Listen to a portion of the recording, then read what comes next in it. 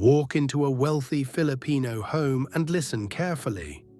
Parents speak English, kids speak English, but the moment they talk to the maid, it switches to Tagalog. Same house, same people, different language based on class.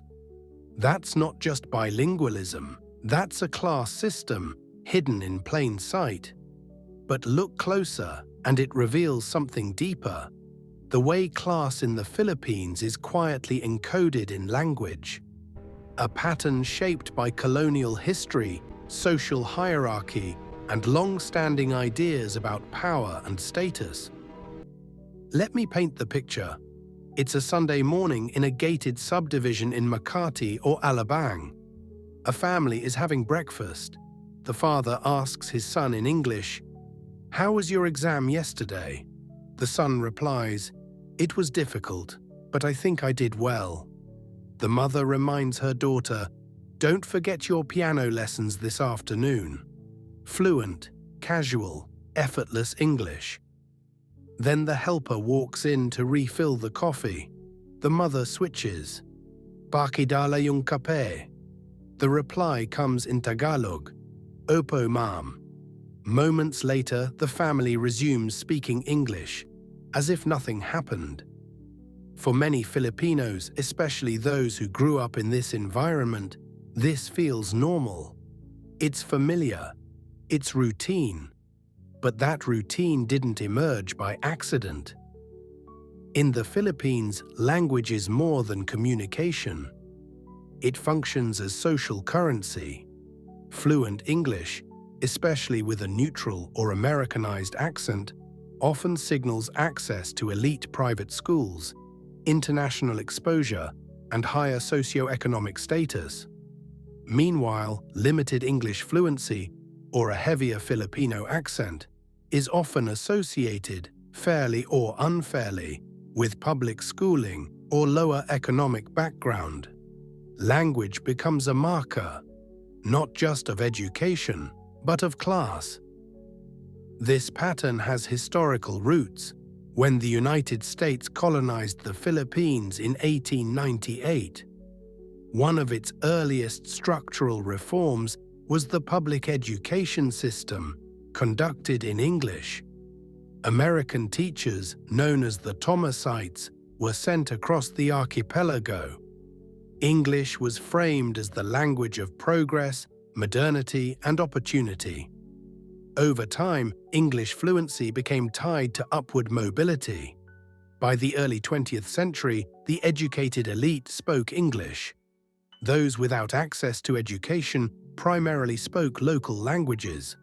And slowly, a linguistic hierarchy formed. English became associated with power and prestige. Tagalog and other local languages became associated with everyday life, and in many cases, lower status. That hierarchy still echoes today. Before we go deeper, our goal on this video is to get 500 likes, and share your thoughts in the comments, subscribe to the channel. In many affluent households, English is used not just for practicality, but as cultural training. Parents speak English at home to ensure their children are comfortable in elite spaces. Corporate boardrooms, international universities, multinational companies. It is preparation, but it is also reproduction of class. Language becomes a tool that helps maintain social position across generations. Now consider how domestic workers are addressed. In many homes, helpers are spoken to exclusively in Tagalog or the regional language, even when they understand English. The shift is rarely hostile, it's often automatic. But automatic habits reveal social conditioning. English becomes the language of equals. Tagalog becomes the language of instruction. Over time, this creates invisible boundaries. Many domestic workers are more educated than people assume. Some hold college degrees, but entered household work due to economic necessity. Many understand English perfectly well, Yet interactions often remain in Tagalog, not because of inability, but because of role. Language reinforces hierarchy without ever announcing it. We also see this in code switching. Among peers, many upper-class Filipinos speak Taglish, a fluid mix of English and Tagalog. "I'm so tired, grabe. That's so baduy." The ability to switch seamlessly between languages signals bilingual competence. It reflects education and urban identity. But notice the difference. With peers, fluid code switching. With service workers, structured Tagalog. Code switching implies shared linguistic space, and shared space can imply equality. So language patterns quietly maintain distance. This has psychological consequences. For those raised in English-dominant households, English can become associated with intelligence, sophistication, and authority. For those raised primarily in local languages, there can be insecurity about accents, grammar, or fluency. You'll see it in small moments. A guard apologizing before speaking English. A driver hesitating to ask a question in English. A parent insisting their child speak English at home so they won't be left behind. This isn't about intelligence, it's about how colonial history shaped perception. There is also an economic layer. In the Philippines, English proficiency directly affects opportunity. BPO companies, multinational firms, tech industries, and corporate leadership roles prioritize strong English skills. Access to high-quality English education often correlates with income. Private schools emphasize immersion. Public schools may struggle with resources and consistency. So language becomes both a reflection of class and a mechanism that reinforces it. A cycle. The issue isn't that English is spoken. English is practical. It connects Filipinos globally. The deeper question is how English became associated with status, and how that association still shapes everyday interactions inside Filipino homes. Because language does more than communicate. It signals belonging. It signals hierarchy. It signals who feels equal in a room. And until we examine that, we can't fully understand how class continues to operate in modern Filipino society. Let me tell you about a conversation I overheard. A mother scolded her 8-year-old daughter for speaking Tagalog. "Speak English," she said. "We don't speak Tagalog in this house." The little girl looked confused. "But we speak Tagalog to Ate." The mother replied, "That's different. Ate doesn't speak English, but we do." And just like that, a class system was passed down to the next generation. Not through a lecture, not through a rule book, but through language. This is how it happens. Children aren't told that English is for rich people and Tagalog is for poor people. They observe it. They see English used for family, friends, equals. They see Tagalog used for drivers, guards, and helpers. They see English praised and Tagalog corrected, and they absorb the hierarchy. Language shapes identity.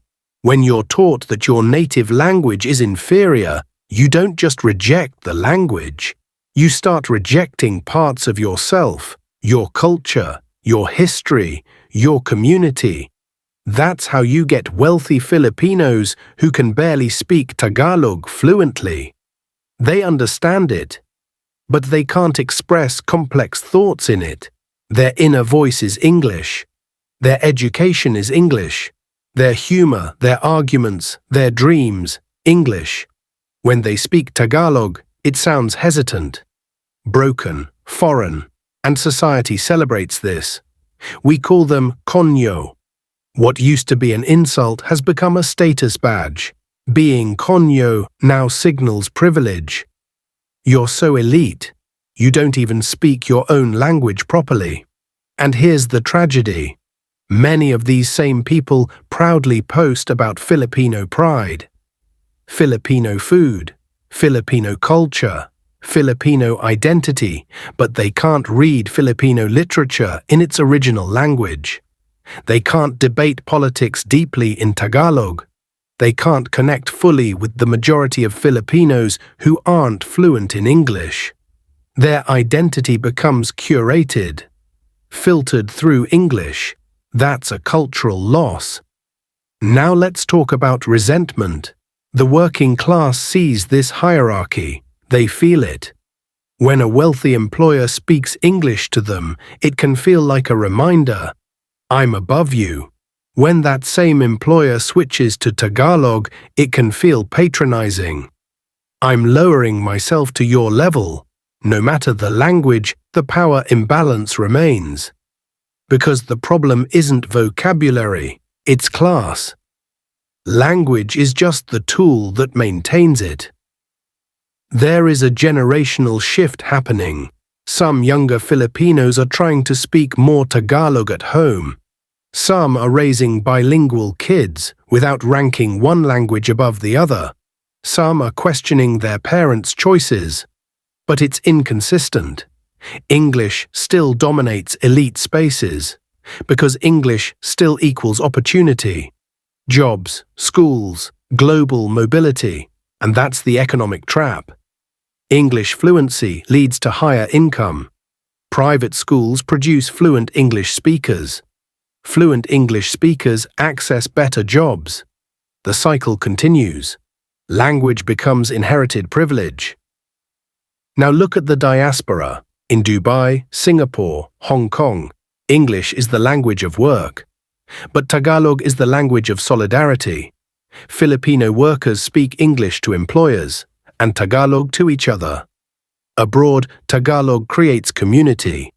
Back home, Tagalog marks class. Same language, different meaning. So here's the real question. Can we teach English without weaponizing it? Can we be bilingual without being classist? Can we speak to our household help in the same tone, the same respect, the same language we use with our family? Because the issue isn't English. English is useful. The issue is believing English makes someone superior. The issue is teaching children, quietly, that some people are English people and others are Tagalog people. That hierarchy is colonial, and we've internalized it for over a century. Language is power.